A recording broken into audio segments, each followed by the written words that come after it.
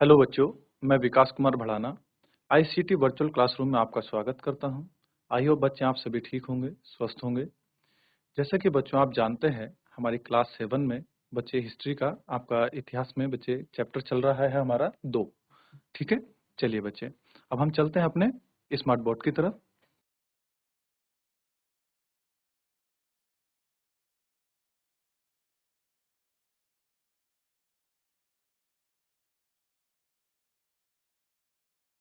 तो आज हमारा टॉपिक है बच्चे 2, नए राजा और उनके राज्य। ठीक है, तो क्या है हमारा बच्चे, नए राजा और उनके राज्य। ये हमारा क्या है बच्चे, आज का टॉपिक है। चलिए हम इसको शुरू करते हैं।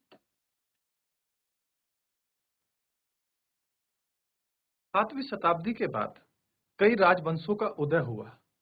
कौन सी बच्चे, 7वीं शताब्दी के बाद क्या है, कई राजवंशों का उदय हुआ। मानचित्र 1 में उपमहाद्वीप के विभिन्न हिस्सों में 7वीं से 12वीं सदी के बीच शासन करने वाले प्रमुख राजवंशों को दिखलाया गया है बच्चे। मतलब किसमें बच्चे, एक हमारे मानचित्र में राजवंशों को क्या है, दिखाया गया है। ठीक है, चलिए हम उसका अध्ययन करते हैं। यह है बच्चे आपका मानचित्र। ठीक है,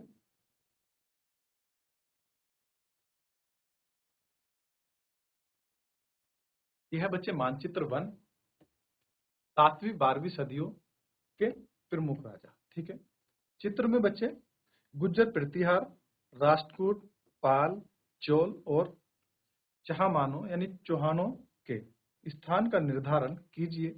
क्या आज आप उनके राज्यों की पहचान कर सकते हैं जिन पर उनका नियंत्रण था? चलिए बेटे आप देखें तो बच्चे ये है गुर्जर प्रतिहार, यानी ये वाला जो क्षेत्र एक प्रकार से दर्शाया गया है, ये क्या है बच्चे, हमारा गुर्जर प्रतिहार है। ये पाल है बच्चे, तो ये हमारा पाल वंश का क्षेत्र हो गया है। ठीक है, ये हमारा है बच्चे, हमारा कलिंग यानी चालुक्य वंश। ठीक है, तो बच्चे ये वाला, ठीक है, यानी चोल वाला ये हमारा आ जाता है। ठीक है, ये हमारा राष्ट्रकूट वंश का है बच्चे। ये क्या आता है, हमारा राष्ट्रकूट वंश आ जाता है। ठीक है, चलिए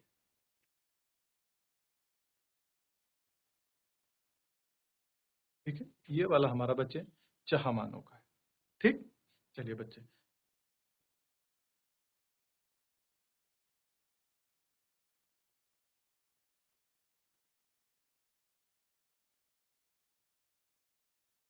अब हम क्या है बच्चे इसका नए राजाओं, नए राजवंशों का बच्चे उदय। जो हमारे नए राजवंश थे उनका उदय कैसे हुआ है उसके बारे में चलिए पढ़ते हैं। 7वीं सदी आते आते उपमहाद्वीप के विभिन्न भागों में बड़े भूस्वामी और योद्धा सरदार अस्तित्व में आ चुके थे। जो बच्चे बड़े भूस्वामी थे जिनके पास ज्यादा जमीनें थी, और जो योद्धा सरदार थे वे अस्तित्व में क्या थे बच्चे, आ चुके थे अस्तित्व में। ठीक है, राजा लोग प्राय उन्हें अपना महाहत या सामंत के रूप में मान्यता देते। महात मतलब बच्चे उनका अनुयायी बोल सकते हैं आप। ठीक है, चलिए जो उनके लिए काम करता था। महात का मतलब है जो उनके लिए काम करता था या जो उनका सामंत था। ठीक है, चलिए उनसे उम्मीद की जाती थी कि वे राजा या स्वामी के लिए उपहार लाए। उनसे क्या बच्चे उम्मीद की जाती थी कि वे राजा या स्वामी के लिए क्या है, उपहार लाए। उनके दरबार में हाजिरी लगाएं और उन्हें सैन्य सहायता प्रदान करें। क्या करें, उनका जो दरबार है बच्चे उसमें हाजिरी लगाएं और उन्हें सैन्य सहायता क्या है बच्चे, प्रदान करें। अधिक सत्ता और संपदा हासिल करने पर सामंत, जैसे बच्चे अधिक सत्ता है, अधिक जो संपदा, संपदा मतलब जो हमारी संपत्ति वगैरह है, फिर सामंतों को अपने आप को महासामंत, महामंडलेश्वर इत्यादि घोषित कर देते थे। जो बच्चे संपदा या हासिल कर लेते थे वो क्या करते थे, अपने आप को महासामंत या महामंडलेश्वर। महामंडलेश्वर का मतलब होता है मंडल का महान स्वामी। ठीक है, जैसे कोई मंडल है उसका जो महान स्वामी है वो क्या हाथ कहलाता था बच्चे, महामंडलेश्वर कहलाता था। ठीक है, इत्यादि घोषित कर देते थे। ठीक है, कभी कभी वे अपने स्वामी के आधिपत्य से स्वतंत्र हो जाने का दावा भी करते थे। जो उनका स्वामी है बच्चे, अधिपत्य मतलब जो ये अपने स्वामी के जो अधीन रहते थे उससे क्या थे, स्वतंत्रता के हो जाने का क्या करते दावा कि मैं अब उनके अंडर काम नहीं करता हूं, मैं अब अपने आप में स्वतंत्र हूं। ठीक है, तो ये क्या करते थे, अपना एक दावा भी करते थे। ठीक है, चलिए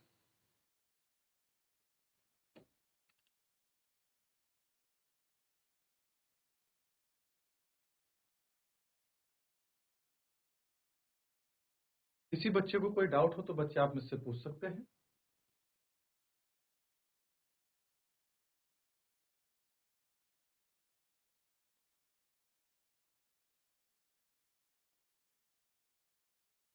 चलिए बच्चे आगे चलते हैं। इस तरह का एक उदाहरण दक्कन में राष्ट्रकूटों का था। यानी बच्चे जो एक उदाहरण है किसका था, दक्कन में राष्ट्रकूटों का था। शुरुआत में वे कर्नाटक के चालुक्य राजाओं के अधीनस्थ थे। ठीक है बच्चे, किनके थे अधीनस्थ वे, कर्नाटक के जो चालुक्य राजा थे उनके क्या थे बच्चे, वे अधीनस्थ थे, मतलब उनके अधीन काम करते थे। उन्होंने क्या करा बच्चे, अपने आप को फिर क्या है, स्वतंत्र घोषित कर दिया था। ठीक है, कि हम अपना स्वतंत्र राष्ट्र है हमारा। ठीक है, राष्ट्रकूटों ने अधीनस्थ थे।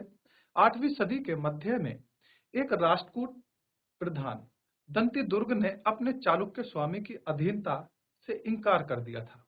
कब बच्चे, जो 8वीं सदी आई के मध्य क्या है, एक राष्ट्रकूट ने का जो प्रधान दंती दुर्ग था बच्चे, ने अपने चालुक्य स्वामी के जो अधीन था उसे क्या कर दिया था बच्चे, इनकार कर दिया था, नहीं मना कर दिया था। ठीक है, उसे हराया। और हिरण्या गर्भ है, शाब्दिक अर्थ है बच्चे सोने का घर। ठीक है, हिरण्या गर्भ का शाब्दिक अर्थ क्या है बच्चे, सोने का घर नामक एक अनुष्ठान किया बच्चे। उसने क्या किया, एक अनुष्ठान किया बच्चे। ठीक है, जब यह अनुष्ठान ब्राह्मणों की सहायता से संपन्न किया जाता था तो यह माना जाता था कि इसे याजक जन्मजा क्षत्रिय न होते हुए भी क्षत्रिय के रूप में दोबारा क्षत्रियत्व प्राप्त करना। यानी जो बच्चे अनुष्ठान किया जाता था, इसका क्या था कि जो बच्चे क्षत्रिय नहीं थे, जो इस यज्ञ को करा लेते थे, जो जन्म से नहीं थे, तो वो क्या था, दोबारा क्षत्रियत्व प्राप्त कर लेते थे। यानी ये क्या था, एक जो यज्ञ था या जो अनुष्ठान था वो क्या था, क्षत्रियत्व प्राप्त करने का एक क्या था बच्चे, माध्यम था। ठीक है, चलिए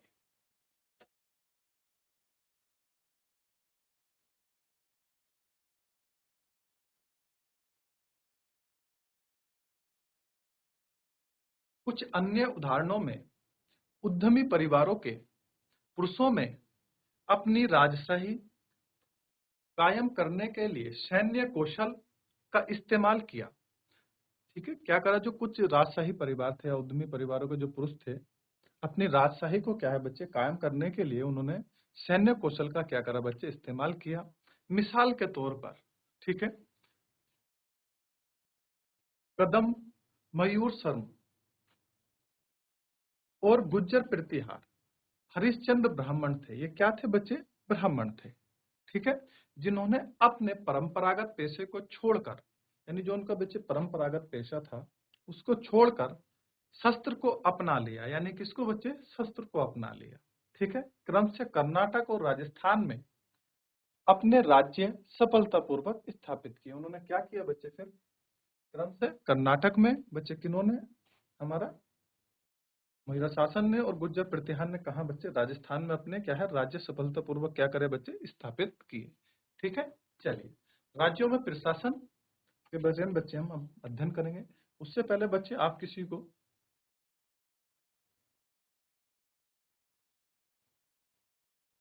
इसमें कोई डाउट है या कोई परेशानी है तो बच्चे आप मुझसे पूछ सकते हैं।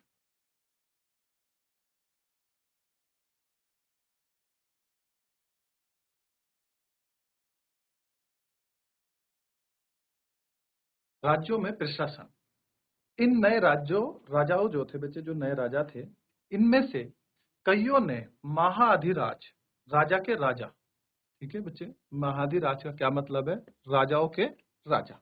ठीक है, तिरुभुवन, ठीक है, चक्रवर्तनी, 3 भुवन वालों का स्वामी, और इसी तरह की अन्य भारी भरकम उपाधियां धारण की। ठीक है, क्या करा इन्होंने, क्या करी, जो उपाधियां थी भारी भरकम, वे बच्चे क्या करी, धारण की। महाधिराज, तिरुभुवन, चक्रवार्तिन, ठीक है बच्चे, ये क्या करी इन्होंने, उपाधियां क्या थी, धारण करी। ठीक है, लेकिन इस तरह के दावे के बावजूद भी वे अपने सामंतों और साथ ही साथ किसान व्यापारी और ब्राह्मणों के संगठनों के साथ अपनी सत्ता की साझेदारी करते थे। इसके बावजूद भी क्या थे बच्चे, ठीक है, जो सामंत थे उनके, जो उनके अधीनस्थ काम करते थे, साथ ही जो किसान थे, व्यापारी और ब्राह्मणों के जो संगठन थे बच्चे, के साथ साथ अपनी सत्ता भी क्या करते थे, उनसे साझेदारी करते थे, यानी उनकी सत्ता में क्या थे, वे साझेदारी करते थे। ठीक है, चलिए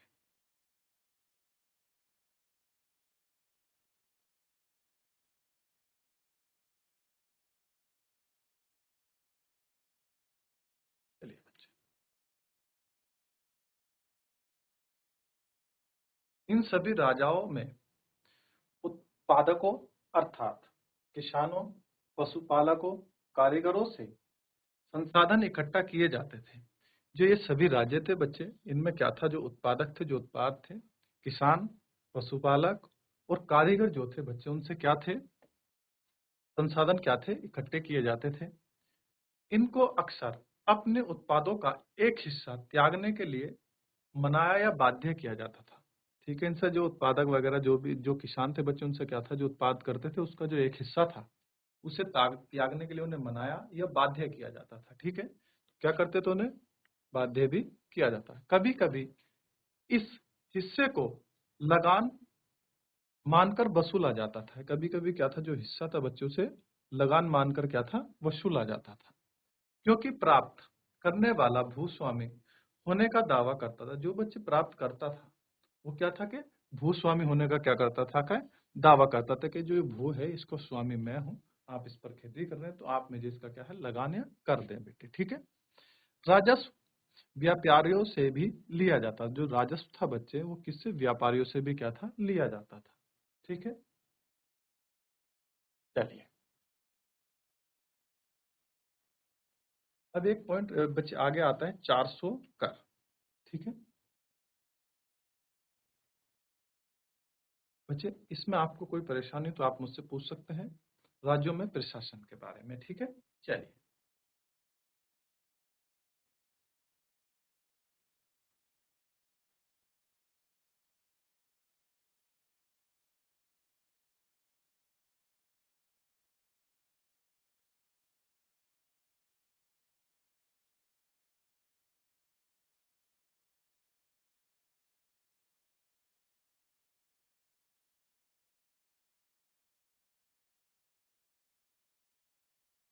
चलिए बच्चे, किसी बच्चे को कोई डाउट है?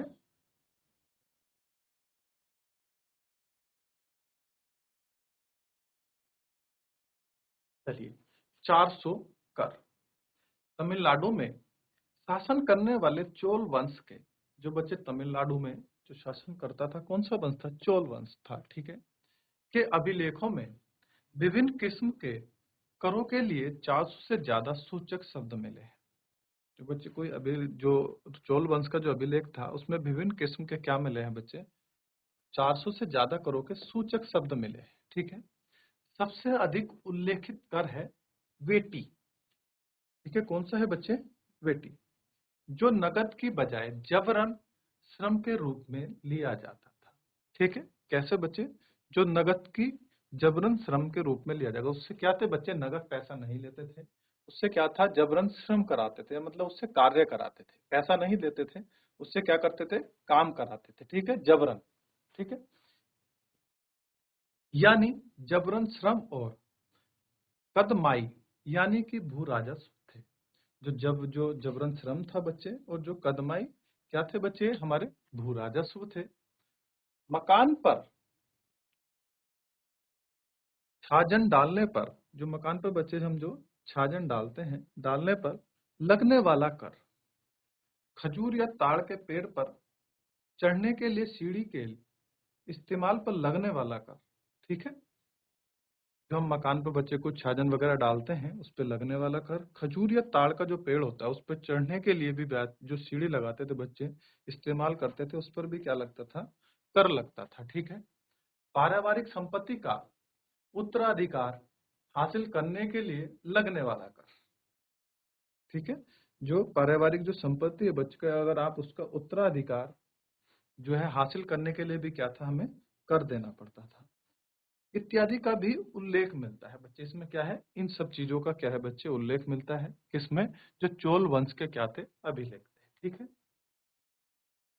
क्या आज इनमें से कोई कर वसूले जाते हैं? बताइए बच्चे, क्या आज इनमें से कोई कर हमसे वसूले जाते हैं? बच्चे देखो, जो हमारा ये था पारिवारिक संपत्ति का उत्तराधिकार हासिल करने के लिए बच्चे, क्या ये कर हमसे लिया जाता है अभी? तो ये सब चीज आपको पता है। ठीक है, चलिए बच्चे, किसी बच्चे को कोई डाउट हो तो बच्चे आप मुझसे पूछ सकते हैं।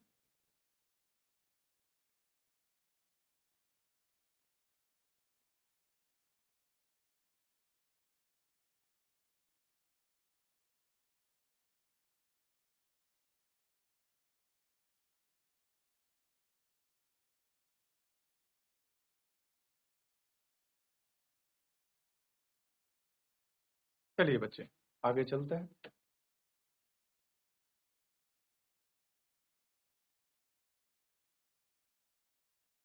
ये संसाधन राजा की व्यवस्था का वित्तीय आधार बनते थे। जो बच्चे संसाधन थे, ठीक है, जो हमारे कर वगैरह वसूले लिए जाते थे, ये राजा की जो व्यवस्था का जो बच्चे वित्तीय आधार है, क्या बनते थे बच्चे, वित्तीय आधार बनते थे। यानी राजा को जो पैसे वगैरह था, जो वित्तीय आधार था, वो बनते थे। ठीक है।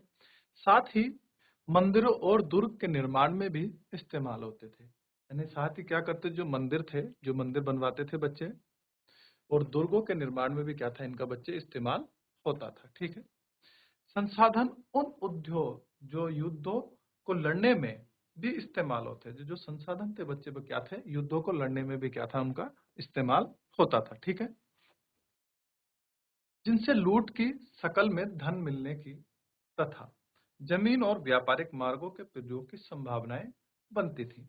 यानी जब बच्चे युद्ध कर लड़ने जाते थे तो क्या था, जिनसे लूट में जब बच्चे वो धन, जो अब युद्ध वगैरह करते थे, तो जिसमें से लूट के शकल में क्या था बच्चे, धन मिलता था, जमीन और व्यापारिक मार्गों के प्रयोग की संभावनाएं क्या थी बच्चे, बन जाती थी। ठीक है। चलिए, राजस्व वसूली के लिए पदाधिकारियों की नियुक्ति सामान्यतः प्रभावशाली परिवारों के बीच से ही की जाती थी। जो बच्चे राजस्व वसूली जो करते था, जो राजस्व वसूली करते थे, जो आदमी, जो उसके पदाधिकारी थे, जो बच्चे इस काम को करते थे राजस्व वसूली करने के लिए, जो पद पे जो नियुक्त था, वो कौन थे, जिनके जो प्रभावशाली क्या थे, परिवारों के बीच के से ही काफी बीच से ही क्या थी बच्चे, की जाती थी। यानी जैसे मान लीजिए आज कोई 4-5 परिवार है, उनमें से किसी का क्या है, प्रभाव बहुत ज्यादा है, यानी उसकी उसके मोहल्ले में सबसे ज्यादा चलती है। ठीक है। तो क्या करते थे राजा लोग, उस परिवार के किसी भी एक बच्चे, किसी भी एक सदस्य को क्या थे, पदाधिकारी नियुक्त कर देते कि आपका काम क्या है, कि आप राजस्व वसूल करेंगे इनसे। ठीक है। चलिए, और प्राय वंशानुगत होती थी। ये क्या थी बच्चे, प्राय वंशानुगत होती थी। ठीक है। सेना में वंशानुगत का मतलब है कि बच्चे वंशानुगत चलती चली आती। जैसे मेरे ये काम मुझे मिला, तो बाद में मेरे बेटे को मिलेगा, मेरे बेटे के बाद ये मेरे उसके बेटे को मिलेगा। तो ये वंशानुगत होता है, यानी एक वंश के अनुसार जो है कोई चले आना। ठीक है। सेना में भी ऐसा ही होता था, यानी सेना में भी क्या होता था बच्चे, ऐसा ही होता था। ठीक है।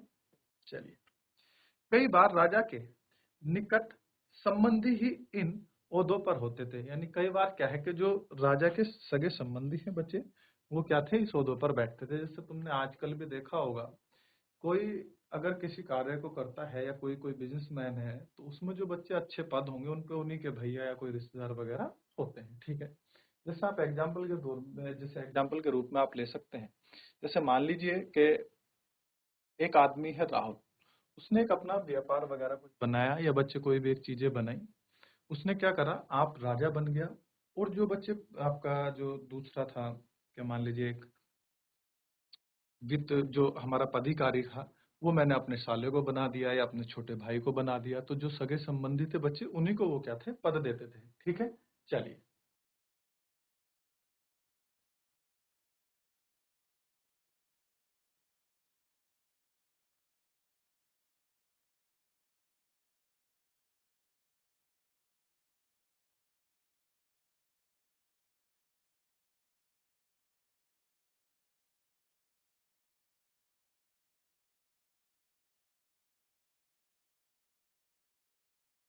चलिए बच्चे, किसी बच्चे को कोई डाउट?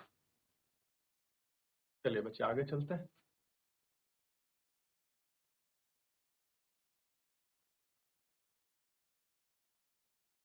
जैसे कि अगला पॉइंट आता है बच्चे हमारा प्रशस्तियां और भू आंदोलन। ठीक है बच्चे, प्रशस्तियों का मतलब होता है बच्चे हमारा उपाधि। ठीक है, प्रशस्तियों में ऐसे ब्यौरे होते थे या ऐसे ब्यौरे होते हैं जो शब्दांश सत्य नहीं भी हो सकते। मतलब जो हमारी प्रशस्तियां थी उनमें ऐसे शब्दांश थे जो सत्य भी नहीं हो सकते, मतलब वे सत्य भी नहीं हो सकती थी। लेकिन ये प्रशस्तियां हमें बताती हैं कि शासक खुद को कैसे दर्शाना चाहता था। ठीक है, यानी वो क्या दर्शाती थी हमें, जो प्रशस्तियां, वो जो शासक है बच्चे वो खुद को कैसे दर्शाना चाहता है, यानी कैसा दिखाना चाहता है, कैसा दूसरे के सामने प्रेजेंट करना चाहता था, वो इस चीज को क्या थी बच्चे, दर्शाती थी। ठीक है, मिसाल के लिए, मतलब बच्चे उदाहरण के लिए सूरवीर विजयी योद्धा के रूप में, यानी वो सूरवीर अपने आगे लगाते थे, विजयी योद्धा के रूप में क्या थे, ये विद्वान ब्राह्मणों द्वारा रची गई थी। किनके द्वारा रची गई थी बच्चे, जो विद्वान ब्राह्मण थे उनके द्वारा रची गई थी, जो अक्सर प्रशासन में मदद करते थे। जो क्या करते थे बच्चे, जो प्रशासन है, राजा जो प्रशासन करता है उसमें क्या करते थे, मदद करते थे। जैसे कि मान लीजिए राजा है, जो ब्राह्मण लोग हैं वो क्या करते थे, उनको बताते थे कि जैसे आज भी आप देखें जो हमारे भारत है बच्चे, उसमें देखें तो जो शासन करते हैं वो बच्चे हमारा राष्ट्रपति के नाम पे होता है, लेकिन वास्तविक जो प्रधान होता है वो प्रधानमंत्री होता है। तो उनके लिए क्या है बच्चे, जैसे कि आपकी मंत्री परिषद है, तो ब्रह्मा जो थे वो बच्चे क्या थे, हमारे ब्राह्मण लोग थे। जो राजा है वो बच्चे कौन है, पीएम। ठीक है, समझ गए आप? चलिए,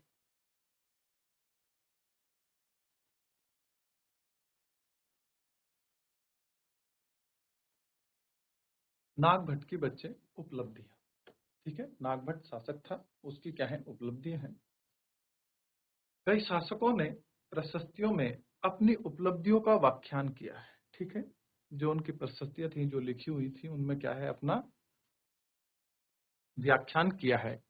ठीक है, उपलब्धियों का कि उन्होंने क्या क्या उपलब्धि हासिल की है, उनका क्या है बच्चे, व्याख्या की है। ठीक है, अपने पिछले साल गुप्त शासक समुद्रगुप्त की प्रस्तुति के बारे में पढ़ा। ठीक है, आपने बच्चे पिछले साल क्या है, जो गुप्त शासक है समुद्रगुप्त की प्रशस्ति के बारे में क्या था, आपने पढ़ा।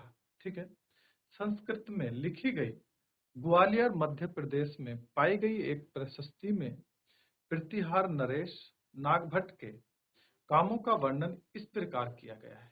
जो संस्कृत में लिखी गई थी बच्चे, ठीक है, कहाँ, ग्वालियर मध्य प्रदेश में पाई गई है। प्रशस्ति में क्या था, प्रतिहार नरेश नागभट्ट के जो बच्चे काम थे उनका क्या है, वर्णन किया गया है। ठीक है, इस प्रकार किया गया। वर्णन मतलब बच्चे उनके काम करने के बारे में क्या है, बताया गया है कि कैसे वो काम करते थे, जैसे। ठीक है, चलिए, जैसे आंध्र सैंधव, सैंधव मतलब बच्चे सिंध, विदर्भ महाराष्ट्र का एक हिस्सा है विदर्भ बच्चे, और कलिंग उड़ीसा का एक हिस्सा है कलिंग। ठीक है, आई होप आपको ये समझ आया होगा कि राजा उनके आगे भी धराशायी हो गए जब वे राजकुमार थे। ठीक है, जो क्या थे बच्चे, के जो कहाँ के बच्चे, सैंधव के, विदर्भ के और कलिंग के जो राजा थे, ठीक है, आगे क्या हो गए, सब धराशायी हो गए, यानी सब क्या थे, हार गए थे। ठीक है, वे राजकुमार थे। चलिए, उन्हें कन्नौज के शासक चक्रयुद्ध को विजित किया था बच्चे। जो कन्नौज का जो शासक चक्रयुद्ध को भी क्या था, उन्होंने विजयित किया था। उन्हें वंग मतलब बंगाल का हिस्सा बच्चे, अनंत गुजरात का हिस्सा, मालवा मध्य प्रदेश का हिस्सा, किरात वनवासी, तुरक्स मतलब तुर्क का, वत्स मत्स्य दोनों उत्तर भारत के राज्य राजाओं को क्या किया था बच्चे, इन्होंने पराजित किया था। ठीक है,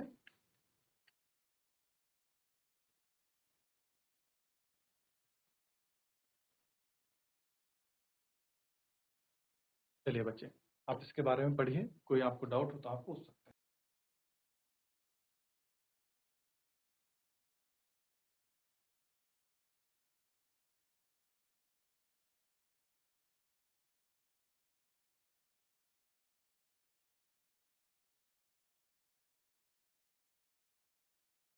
आई होप बच्चों आज का सेशन आपको समझ में आया होगा।